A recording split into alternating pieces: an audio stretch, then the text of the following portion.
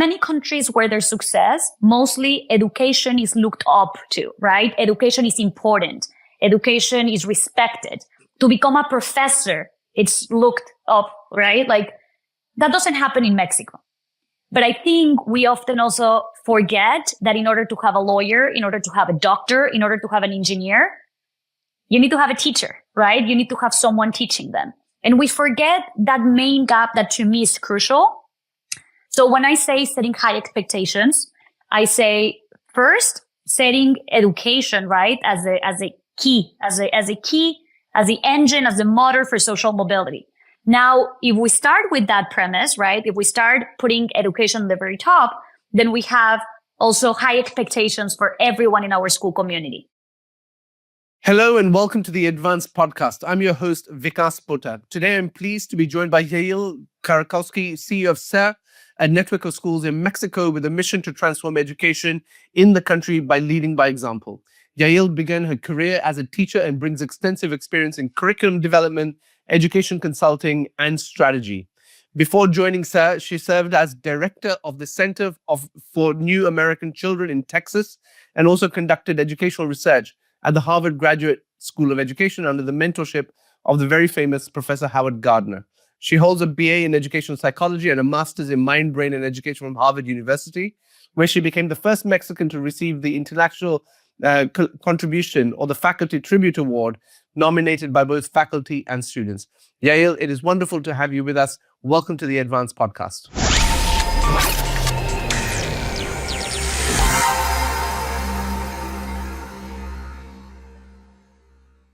Yael, thank you so much for taking part in the EdVance Podcast. Tell us a little bit about your chain of schools and how you started, where you started, what the scale of the organization is, and what you're most proud of. Absolutely. Thank you for having me here, because it's a pleasure to be here. I have the honor of leading a network of schools that it's called SER, Superación, Excelencia y Resultados, which is growth, excellence, and results. But this was never, when we started, this was not a network of schools, right? I went to grad school at Harvard, and I remember at a class with Fernando Reimers having a business case about KIPP. I was unaware of what was KIPP, and I was unaware of what a charter school was, right? So I remember learning about charter schools and how there's public funding, etc. When I graduated, it turns out there was an opportunity to join a team in Mexico that was working on starting. They had learned about KIPP through the Malcolm Gladwell book of Outliers, where there's a chapter about KIPP. And Eduardo Tricio, Gerardo Martin, some leaders, very strong business leaders in Mexico, had read about it, and they went to visit the KIPP school in Texas to see what was possible, right? Like the chapter was talking about underprivileged communities in Houston public schools, which are mainly Hispanic or families that were not getting those opportunities in Mexico and crossing the border and seeking those opportunities in the US. So when Eduardo came to Houston and saw what was working, he learned to his surprise, like, oh, another business leader from the same town, from the same city I'm from, was visiting here. They're also even like family members. So it seemed like there was a vision there and like an idea of what do they want to do in Mexico?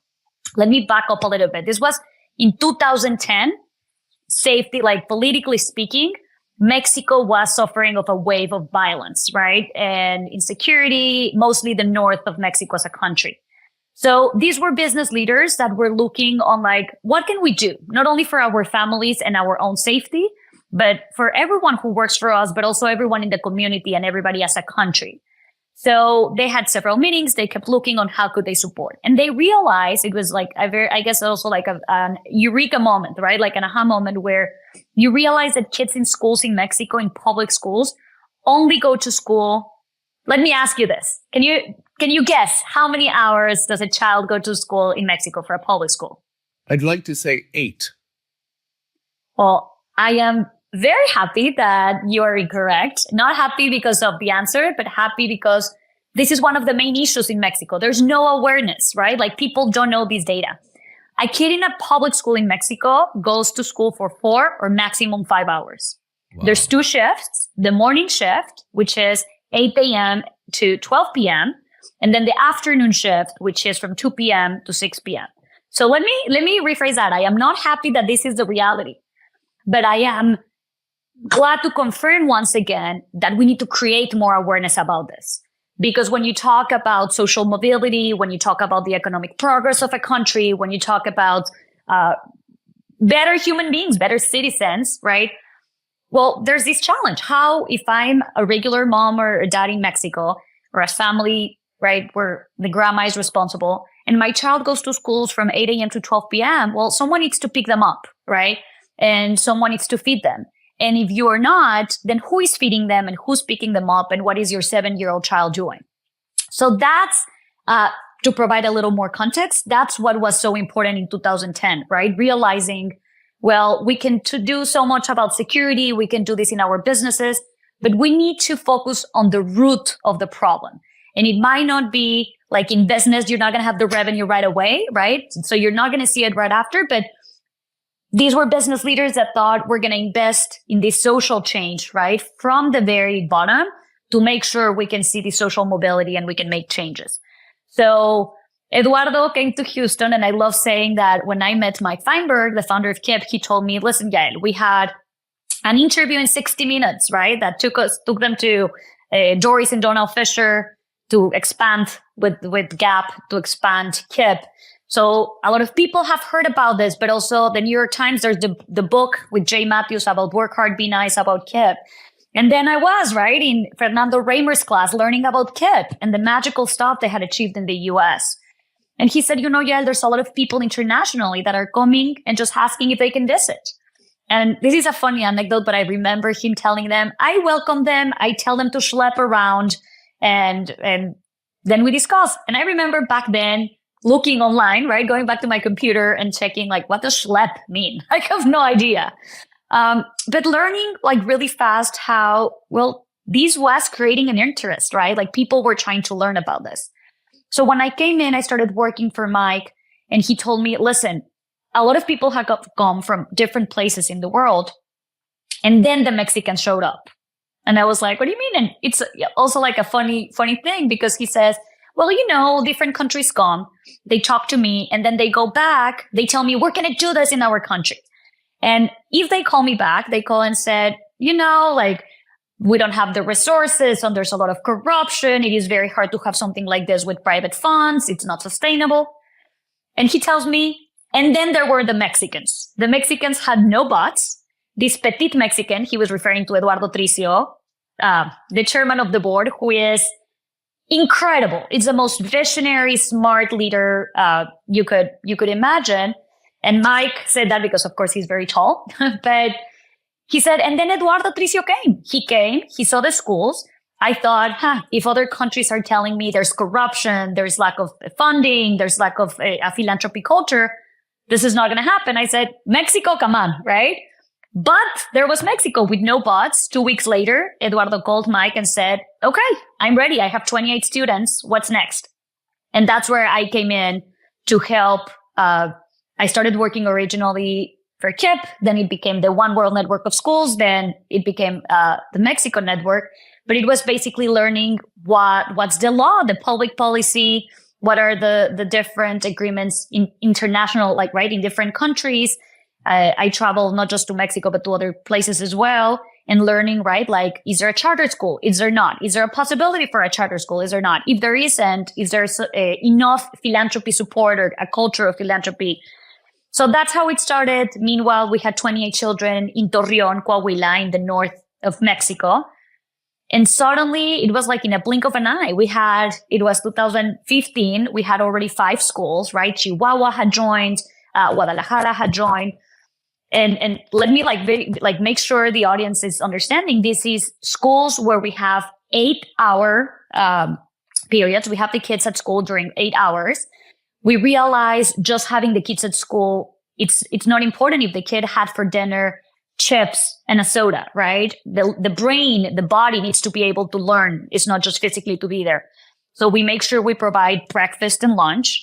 And then, okay, great. You have the kids there for 8 hours. It's a safe place. There's breakfast and lunch. But what about the teachers? What about their learning, right? So just as in a business, let's make sure we are investing in the professional development of our teachers and leaders. Now let's make sure we're not only creating math machines where they know numbers, but that we are developing, we are guiding for better character development, and to make sure that every child, when we look at them in the eyes, we promise that their zip code is not going to determine their future, right? So we want to make sure we have a holistic program where we can do that. And today, how many schools do you have? How many students do you have? Today, I am very excited to share that after this little experiment with 28 children, or little pilot with 28 children, we now run a growing network of schools with 27 schools across 8 states and a school in Guatemala. And we have like 5 more coming. And this is funded by philanthropy? 100% by incredible philanthropists in Mexico. But tell me, do you not think that that's a bit of a failure? Tell me more. In that the goal was like, you can create your schools and you can have your 8-hour days. But what about public education? Where is your influence there? Where is the impact? Fighting for all Mexican kids? So that's a great question. And that's definitely in our radar. We actually recently had the visitor of the Federal Minister of Education, and we had the visit of the Subsecretary of Education. We see ourselves as an ally, as someone who can share. We want to share what we have learned. We wanted to make sure also, you see in different countries, in Mexico and everywhere, like we pinpoint a lot, or like we point fingers to the government and what they're not doing and what they're failing at and what they're lacking. We see this more of like, how can we collaborate? How can we support? How can we just not point fingers, but education should be a project of like a state, a project of the country, right? Like we see in Korea or other countries where it doesn't change with the government, right? The model follows and the whole country protects us. With us, what we're trying to do is, first, we tried to see if we could give results, right? Because I can't just show up one year without doing anything and telling the government, this is what you're failing at, this is what you should be doing. So today, we do have our statistics after starting by 2010, 2011. In Mexico, out of 10 children that get enrolled in elementary school, in first grade, 6 are going to finish elementary school, 4 are going to finish middle school, 2 are going to finish high school, and only 1 is going to make it to college. Right now, within our schools, we have an 88% of kids graduated from high school accessing college, which is huge, right? Instead of 1 out of 10, we have 8, almost 9 out of 10. Now, I didn't have that on year number 1. So year number 1, I couldn't come and have an impact on public education. Today, with results, with a lot of data analysis, what we're trying to do is, again, come closer, statewide probably initiatives where we come by and we share, here's what we have. Please use it. Whatever we can be of use to you, use us as a laboratory, right, to provide results to more children. And as you've grown that one school to 27 and going on to 32, what are your biggest leadership lessons when it comes to, driving high performance? Because that's the promise of your school system. As you've gone on and added more schools on, saying you want to drive higher performance, which you've said. But what are the 3 non-negotiables as far as you're concerned in order to inspire other people to think about, well, how do I make sure that in a system that I run, I also get amazing learning outcomes? So I would tell you, I have like three things. First of all, there's high expectations. And we treat and we see education as the engine for social mobility. This is something in Mexico that we have seen as an issue for years. And for me, it's very important to put it in number 1 always. If you go to other countries like the US or Finland, whichever country you want to think of, which I'm not saying anyone is great, but right, we all have our challenges, is in many countries where there's success, mostly education is looked up to, right? Education is important. Education is respected. To become a professor, it's looked up, right? Like that doesn't happen in Mexico. But I think we often also forget that in order to have a lawyer, in order to have a doctor, in order to have an engineer, you need to have a teacher, right? You need to have someone teaching them. And we forget that main gap that to me is crucial. So when I say setting high expectations, I say first setting education, right, as the engine, as the motor for social mobility. Now, if we start with that premise, right, if we start putting education at the very top, then we have also high expectations for everyone in our school community. So as if you were going into a business, our children, our families, our teachers, everyone who's part of the community signs a commitment with these precise expectations we have for them. And we make sure these are clear. There's no, I can't because I'm poor, or there is, I can't because there isn't. We all can, and the expectation is high for everyone, just as we place expectation. That I would say would be number one. What's number two? Okay. Number two, we also learned, and this is all of this are the three that I have. It's again, they have changed within time, but I would say the number two is the standardization. I think we have been very strategic about standardizing what's basic, right? So that the brilliant stuff can happen. We are tight on goals. We are tight on data, but we're also loose on school personality. So I want to have lesson plans that are standardized, that we're constantly asking for feedback, that we want to make sure a teacher, let me put it this way, how I explain it when I'm talking to non-education people, because if we have listeners that are not in the education field, I want to make sure I'm not using just education vocabulary. If you go to a Starbucks in New York or in India or in Mexico and you order a latte, right? The barista doesn't have to get creative. The barista has a specific recipe on how the latte goes, or a caramel macchiato, or whichever drink you like. Now, maybe you're lactose intolerant. Maybe I like it with skim milk. Maybe I want it with whipped cream.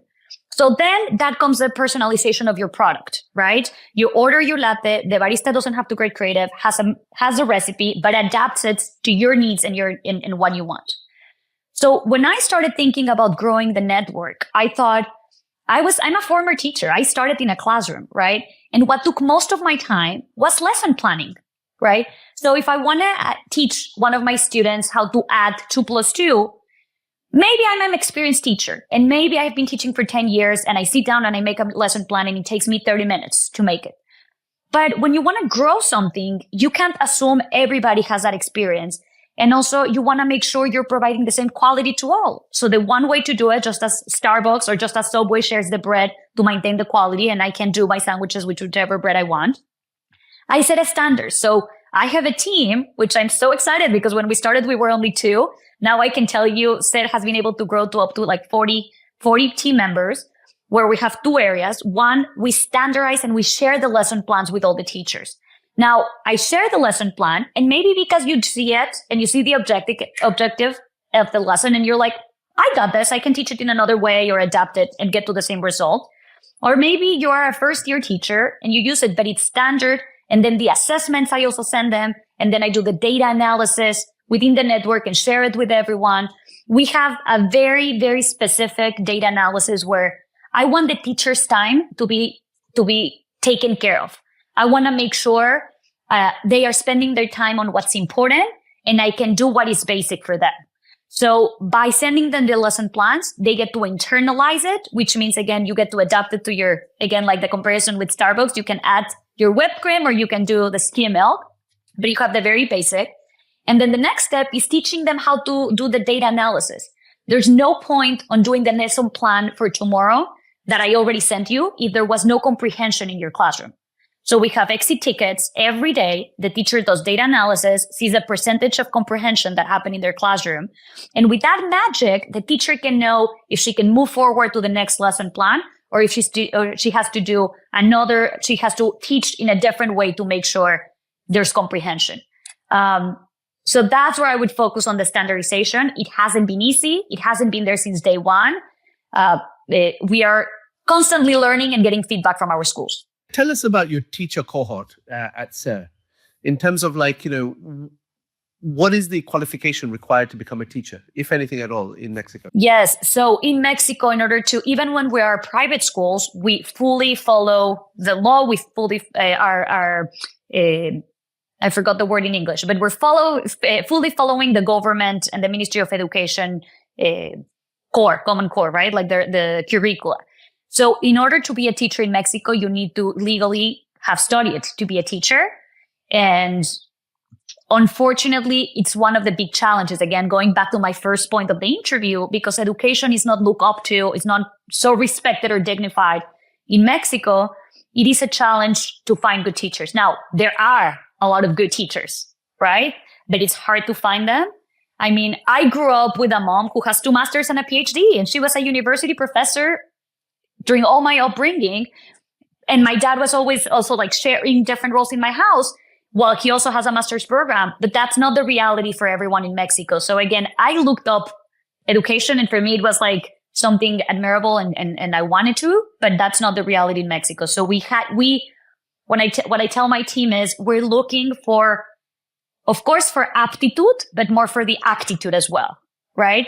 So I want people who know, but I want people who are willing to learn. What are the tricks that you've learned for recruiting the best teachers? So I would say your best recruitment is retention, and retention leads to word of mouth and leads to bringing you the talent. So we have everything, right? Like our job postings and listings are everywhere. And we have tried also getting close to universities, and we have tried getting close to other education organizations. I think the best recruitment of the best people, it's always your results are being shared, having less rotation within our team, having teams that are sharing about their experience. I mean, it's not an easy job. I'm asking a teacher, I'm going to give you this salary, but you're going to work for 8 hours, which also means I don't know if you're going to be able to pick up your child from school or not. So it's mostly, I would say, a word of mouth. I read once a research that said that when you go to a restaurant or to a place and have a bad experience, at least 8 people hear about it, right? Because you make so much noise and you're so upset and you put it in social media. So at least 8 people hear about it. But when you have a good experience, people don't share it as much. So we have had a high focus on once we can prove results, share it, talk about it. You're in line in the grocery store, talk about it, ask what their children are learning, if they're meeting expectations, like talk about it on your daily basis. So again, it's a big challenge to find the teachers. And I feel like if any of the SER schools are listening to this podcast right now, they'll be nodding, right? And sweating, because it is a challenge. Sometimes we need to travel, like bring teachers from other states. But I like saying Mexico it's a country full of great people, full of resilient and strong people. And the people and the talent is there. It's just a matter of, if you don't have the full knowledge, let me inject it. Let me teach you. Let me share this with you. What we found actually through the World's Best School Prizes, like I think I've mentioned to you before, is that the thing that actually stands out when it comes to great schools is great positive school culture. And that's why we created the Best School to Work program, which we've done a demo for you and your chain for. And again, it looks at the 4 big pillars when it comes to that we know that drives positive school culture. And one of those is like, for example, professional wellness. We know that leadership matters. We know the environment of the school matters, and such forth. What you say to me strikes me as actually playing to that theme about driving for the conditions that actually can make a difference. Yael, what about your third and final lesson for high performance? Thank you. I'm glad you came back to them, because I'm like, I can't forget, because that's probably my biggest lesson. But let me just very quickly say, 100%, I fully agree with you. And I love what you're doing with that framework. I think very early in my school opening career, I read an article that was called, or I read an article that said, culture eats strategy for lunch, right? So you can have the best standardized projects, you can have the best data, but if your culture is not working, nothing is going to thrive, right? I like to follow also a lot with my teams, the matrix, where we talk about culture and values, right? And results. And I don't want a leader who only provides results, but is messing up with the culture or is not leading with the right values. So I think that's huge. And I'm very excited to see in the future, how can we collaborate with the framework. We look forward to Sarah taking part in Best School to Work. Absolutely. My third one, and it's probably, I'm saying this with a lot of humility and also part of my lessons learned. I can tear up a little bit when talking about this one, but I would say the third one is personally to learn to lead with very strategic humility, right? To hire leaders and let them lead. So this was not my case when I started the network. I started working for the network at a young age. I was 25, 26, and I was in front of a group of very, very smart, very successful business leaders, mostly men, right? And I often felt like not only with them, they trusted me and they put me in that position, but that with my peers, right, in the schools, like I had to prove myself and I need to show I could do it. So I would say the third one, like to scale a network of all of these, of 27 schools, I guess the word is like I surrendered. It's like I learned to surrender the need to be the smartest person in the room. And through time, because this wouldn't have been the Yael that started the project, right?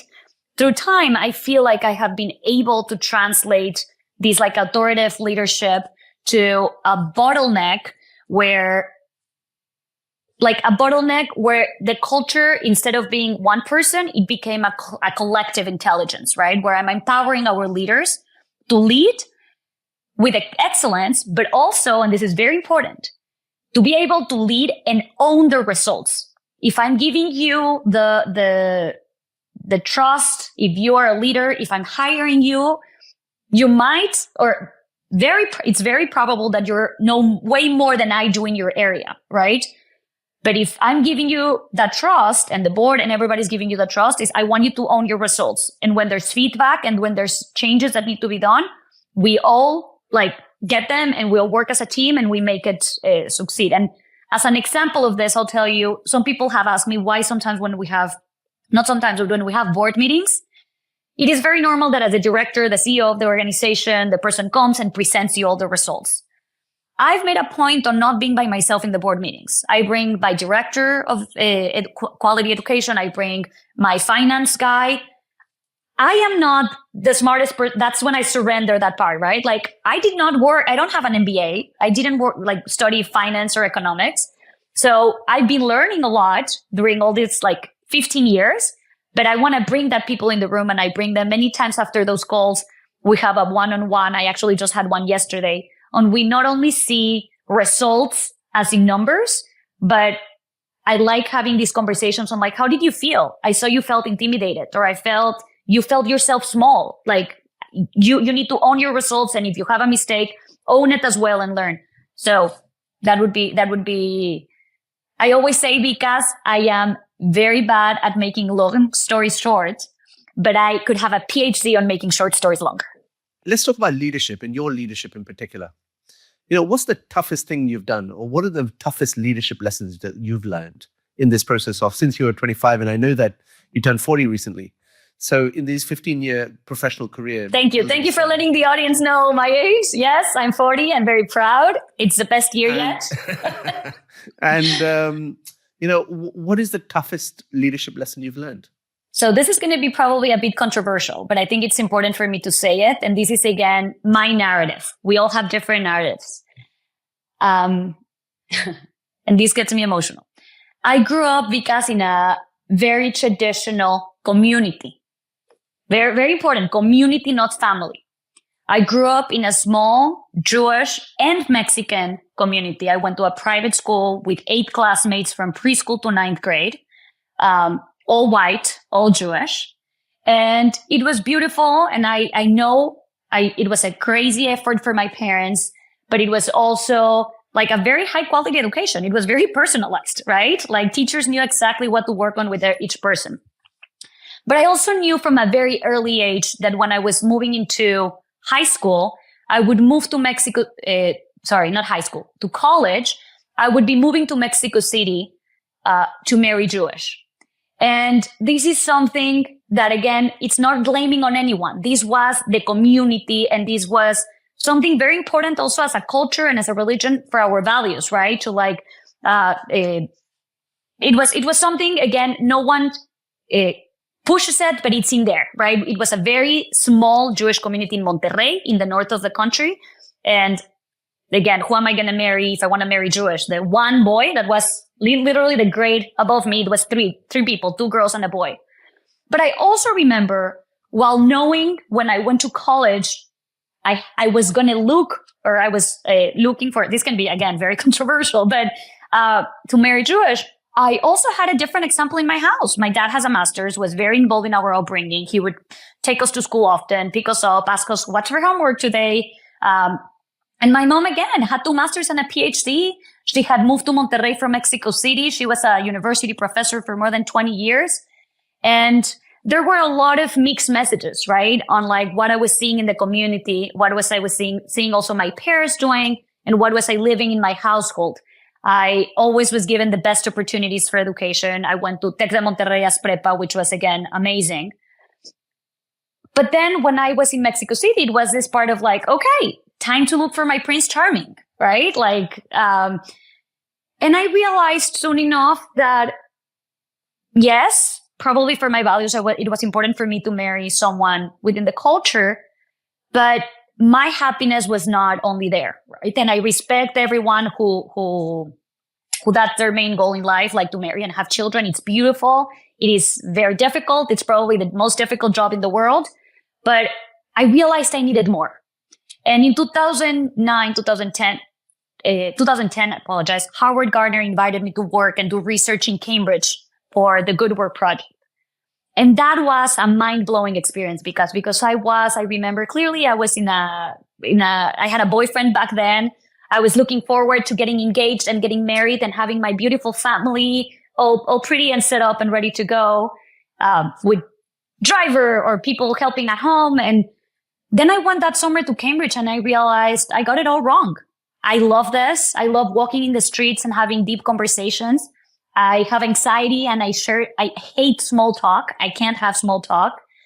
It was a dream, like sitting down with Howard Gardner and his team and doing research. And I was this little geek girl when I was growing up that I would read so much about multiple intelligences and then meet with other people that were like me, that were excited to be there and to learn. And I remember back then I actually met Kiran Birsetti, right? We were in a summer workshop on the future of education. It was the first time Harvard was doing something like that. Anyways, and I came back and understood I needed to apply. I applied for the master's. It was a very specific program. I remember everyone telling me like, yeah, you're crazy. You're spending your savings and everything. And I only applied. I did a GRE twice and I only applied to one program, which was the Mind, Brain and Education one. And I said, if I'm going to move, I love my Mexico, but if I'm going to move, it's going to be because of that.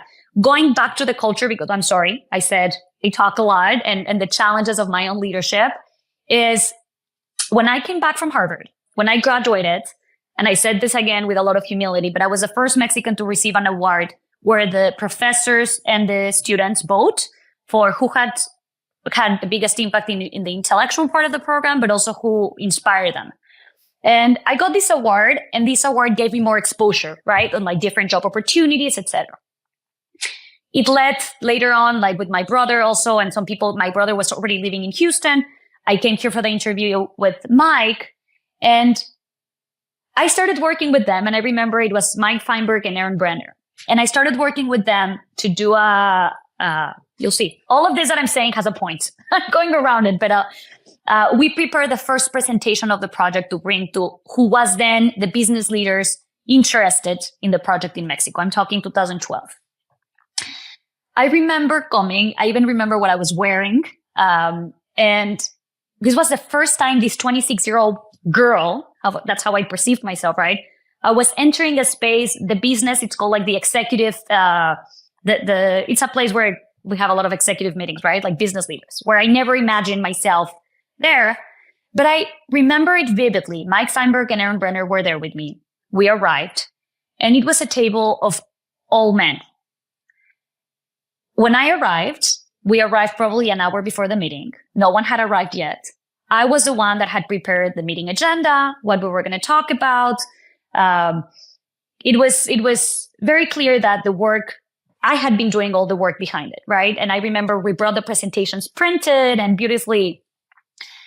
So while I'm standing there, very nervous, and as I'm telling you this, I still get shaky because I remember that feeling. One of the business leaders came to me and whispered in my ear, Yael, you're going to wait for all of them to arrive. You're going to let them sit down first. You're going to hand in the meeting agenda.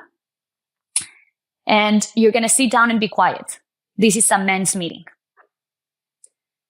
Because I don't know how to describe the feeling, but like my soul crashed in that second, right? I remember walking and going to the bathroom, getting like in the women's bathroom, crying, wiping myself. I rarely wear makeup. I was wearing makeup and then I was worried about it showing.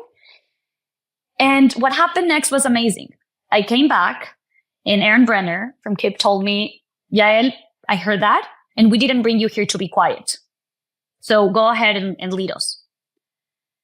And so I had these two sides, right? The side of entering a boys' club with a man telling me, move aside, but also entering with another man that was telling me, you're leading this. And that has been an experience that I have seen starting here.